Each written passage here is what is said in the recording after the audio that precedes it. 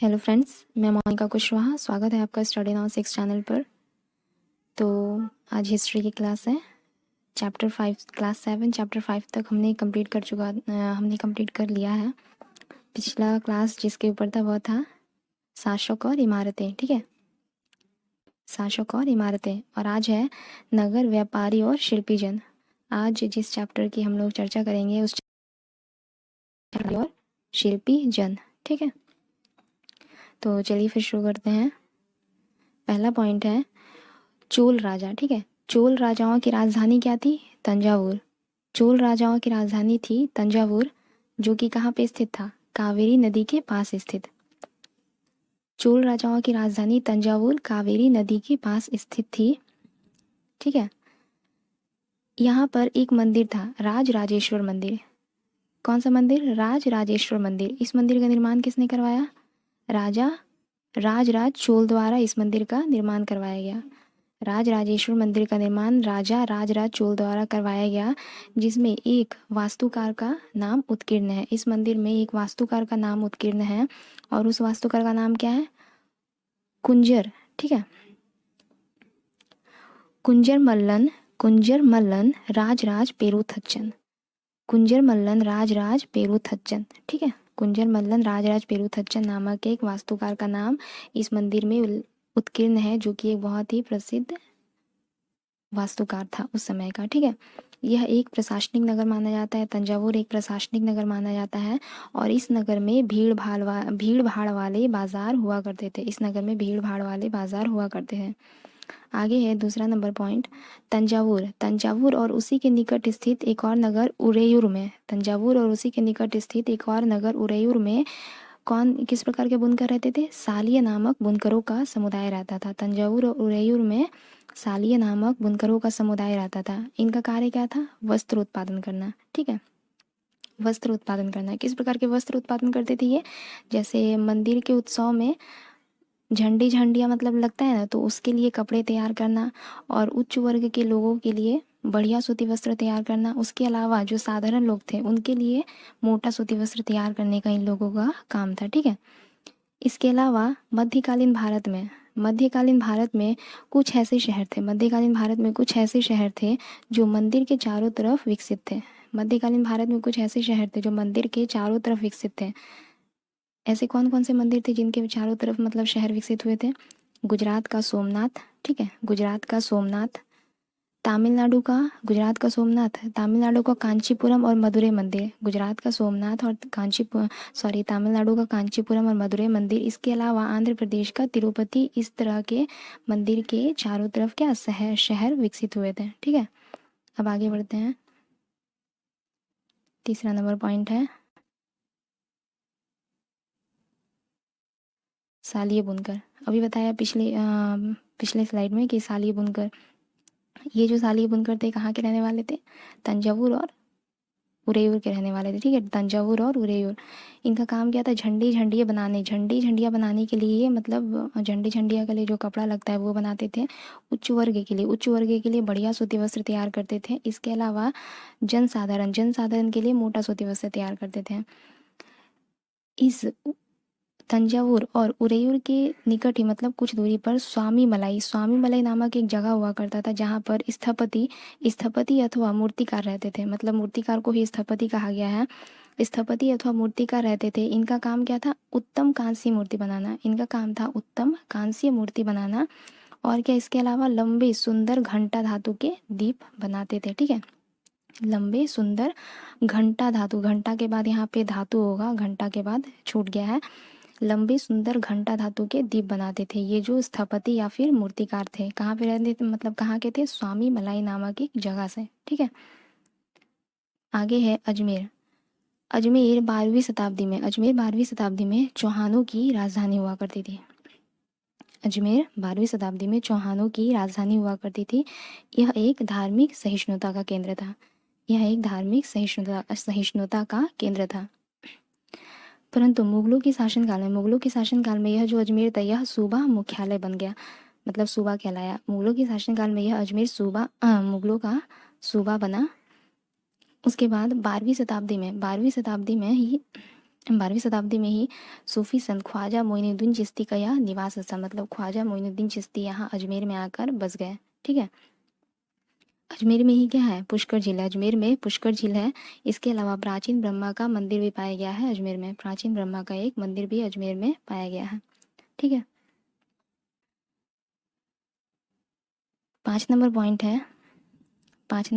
है 8वीं शताब्दी में तरह तरह के व्यापारिक समूह हमें देखने को मिलते हैं। उनमें प्रमुख था बंजारों का समूह। ठीक है, 8वीं शताब्दी में हमें तरह तरह का व्यापारिक समूह देखने को मिलता है। ये जो व्यापारिक समूह थे, मतलब ये व्यापारिक समूह कहीं भी जाते थे तो काफिला बनाकर निकलते थे। क्यों? क्योंकि इन्हें अनेक राज्यों और जंगलों से होकर गुजरना पड़ता था, इन्हें अनेक राज्यों और जंगलों से होकर गुजरना पड़ता था, इसलिए ये लोग क्या करते थे, काफिला बनाकर निकलते थे। और मतलब अपने हितों की रक्षा के लिए ये क्या करते थे, व्यापारिक संघ बनाते थे। अपने हितों की रक्षा के लिए ये जो व्यापारिक समूह थे, ये व्यापारिक संघ बनाते थे। इसके अलावा 8वीं शताब्दी में दक्षिण भारत में ऐसे अनेक संघ हुए। इसी प्रकार के अनेक संघ कहाँ हुए, दक्षिण भारत में। इनमें कुछ प्रसिद्ध मतलब नाम है, कुछ प्रसिद्ध व्यापारिक संघों का नाम है मणिग्रामम और नानदेशी। इन्हीं में से कुछ प्रमुख व्यापारिक समूह का नाम है मणिग्रामम और नानदेशी। इनका व्यापार कहाँ तक फैला था, इनका व्यापार दक्षिण पूर्व एशिया, चीन जैसे दूर दूर क्षेत्रों में इनका व्यापार फैला हुआ था। मणिग्रामम और नानदेशी जैसे जो प्रसिद्ध व्यापारिक समूह थे, इनका व्यापार दक्षिण पूर्व एशिया और चीन जैसे दूर दूर व्यापार मतलब दूर दूर जगहों तक फैला हुआ था। इन दोनों व्यापारिक समूह के अलावा और भी समुदाय थे जिनमें चेट्टियार और मारवाड़ी ओसवाल का नाम आता है। मणिग्रामम और नानदेशी जो दक्षिण भारत के व्यापारिक संघ थे, इन दोनों के अलावा चेट्टियार और मारवाड़ी ओसवाल जैसे समुदायों का भी नाम आता है। ठीक है, तो काबुल 16वीं शताब्दी में राजनीतिक और वाणिज्यिक दृष्टि से एक महत्वपूर्ण केंद्र बना। ठीक है, काबुल 16वीं शताब्दी में राजनीतिक और वाणिज्यिक दृष्टि से एक महत्वपूर्ण केंद्र बना। कांधार जो थे यह रेशम मार्ग के द्वारा जुड़े हुए थे। काबुल और कांधार रेशम मार्ग के द्वारा जुड़े हुए थे। इसके अलावा यह जो केंद्र या फिर मार्ग कह लेते हैं कि मतलब घोड़ों का व्यापार और इसके अलावा गुलाम या फिर दासों के व्यापार के लिए प्रसिद्ध था, मुख्य केंद्र था यह घोड़ों का व्यापार और गुलाम और दासों के व्यापार के लिए यह मुख्य केंद्र था। ठीक है, अब आगे बढ़ते हैं। 7 नंबर पॉइंट है बीदर। ठीक है, जो बीदर जो शिल्पकार थे यह किस लिए प्रसिद्ध थे, तांबे और चांदी में जड़ाई के काम के लिए यह प्रसिद्ध थे। बीदर शिल्पकार तांबे और चांदी में जड़ाई के लिए प्रसिद्ध थे, इसलिए इस शिल्प का नाम क्या पड़ गया, बीदरी पड़ गया। बीदर जो शिल्पकार थे यह तांबे और चांदी में जड़ाई के लिए प्रसिद्ध थे और इनके इस शिल्प का नाम क्या पड़ा, बीदरी पड़ा। इसके अलावा पांचाल या फिर विश्वकर्मा समुदाय थे और इसके अंतर्गत कौन आते हैं, सुनार, लोहार, राजमिस्त्री, बढ़ई इत्यादि लोग आते हैं। मतलब पांचाल या फिर विश्वकर्मा जो समुदाय थे जिसके अंतर्गत सुनार, लोहार, राजमिस्त्री, बढ़ई इत्यादि आते हैं, इनका काम क्या था, मंदिरों के लिए निर्माण के अंतर्गत ये मतलब इनका काम होता था। जैसे राजमहल हो गया, बड़े बड़े भवन, तालाब इत्यादि के निर्माण में ये अपना योगदान देते थे, इसके लिए ये आवश्यक थे। इसके अलावा है सालियार या फिर कैकोलार समुदाय जो थे वह दान दक्षिणा के लिए महत्वपूर्ण थे। सालियार या फिर कैकोलार जो समुदाय थे वह दान दक्षिणा के लिए महत्वपूर्ण थे, मतलब दान दक्षिणा वो दिया करते थे मंदिरों में। ठीक है, 8 नंबर पॉइंट है अहमदाबाद जो था वह प्रमुख व्यापारिक केंद्र बना। अहमदाबाद प्रमुख व्यापारिक केंद्र के रूप में उभरा इसी काल में। और इसके अलावा पश्चिम बंगाल का मुर्शिदाबाद जो भागीरथी नदी के तट पर स्थित है, यह रेशमी वस्त्र का प्रमुख केंद्र बनकर उभरा। अहमदाबाद मतलब इसी काल में, ये जो 16वीं-17वीं के काल में ही अहमदाबाद प्रमुख व्यापारी केंद्र के रूप में उभरा। इसके अलावा पश्चिम बंगाल का जो मुर्शिदाबाद था वह भी रेशमी वस्त्र के उत्पादन में मतलब महत्वपूर्ण रेशमी वस्त्र का प्रमुख एक केंद्र बनकर उभरा। ठीक है, तथा पश्चिम बंगाल की राजधानी बना। कब, 1704 में यह मुर्शिदाबाद पश्चिम बंगाल की राजधानी बन गया। इसके अलावा है कर्नाटक का हम्पी। कर्नाटक में स्थित हम्पी जो है यह कहाँ पे स्थित है? कृष्णा और तुंगभद्रा नदी घाटी में स्थित। कर्नाटक का हम्पी कृष्णा और तुंगभद्रा नदी घाटी में स्थित है। 1336 ईस्वी में यह विजयनगर साम्राज्य की राजधानी बना। हम्पी 1336 ईस्वी में विजयनगर साम्राज्य की राजधानी बनता है। इसकी किलेबंदी उच्च कोटि की है, ठीक है। इसकी जो हम्पी की जो किलेबंदी थी वह उच्च कोटि की थी। इसकी दीवारों में किसी भी प्रकार की गारी चूने का जो प्रयोग, गारी चूने जैसा किसी प्रकार का मसाले का प्रयोग नहीं किया गया। जोड़ने वाले मसाले का मतलब किसी भी चीज़ को जोड़ने के लिए गारी चूने का मसाला बनाया जाता है, तो उसका प्रयोग नहीं किया गया था इसकी दीवारों में। इसके शिलाखंडों को आपस में गूंथ कर मतलब आपस में फंसा कर गूथा गया था, ठीक है। इसके शिलाखंडों को आपस में फंसा कर गूथा गया था। हम्पी कहाँ पे स्थित था? कृष्णा और तुंगभद्रा नदी घाटी में स्थित था। 1336 में यह विजयनगर साम्राज्य की राजधानी बना। इसकी किलेबंदी क्या थी? उच्च कोटि की थी। इसकी जो किलेबंदी थी वह उच्च कोटि की थी। इसमें गारे चूने का प्रयोग नहीं किया गया था। शिलाखंडों को आपस में फंसा कर गूथा गया था, ठीक है। अब आगे बढ़ते हैं।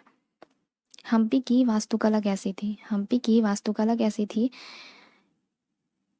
वहाँ वहाँ के शाही भवन में भव्य मेहराब एवं गुंबद थे। हम्पी के शाही भवन, हम्पी की वास्तुकला कैसी थी? वहाँ के जो शाही भवन थे वहाँ पर भव्य मेहराब और गुंबद थे। सुनियोजित बाग बगीचे थे। सुनियोजित बाग बगीचे थे जिनमें मूर्ति कला के नमूने थे। बाग बगीचे में क्या था? मतलब तरह तरह की मूर्तियाँ बनाई गई थी।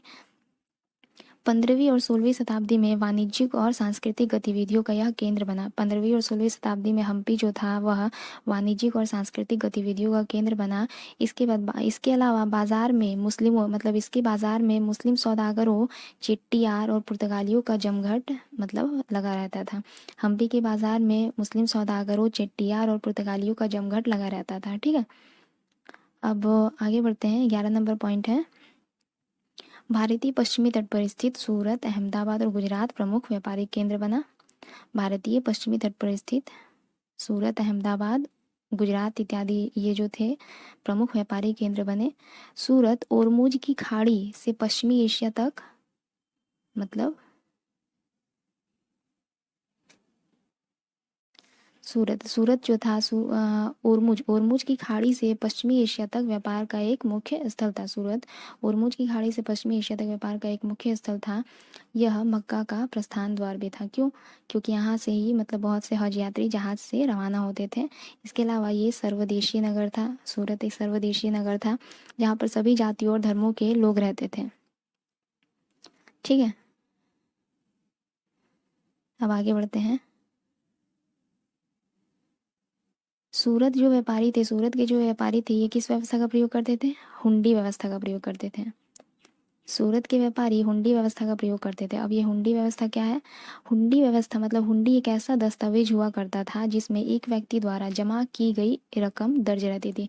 हुंडी एक ऐसा दस्तावेज हुआ करता था जिसमें एक व्यक्ति द्वारा जमा की गई रकम दर्ज रहती थी, और इस हुंडी को मतलब कहीं भी प्रस्तुत करके वो व्यक्ति अपनी जमा की गई राशि को क्या कर सकता था? ले सकता था।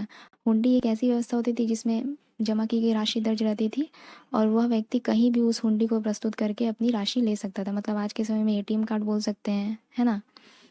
और ये जो हुंडी व्यवस्था थी कहाँ कहाँ पे मान्य थी? काहिरा, मिस्र के काहिरा में, इराक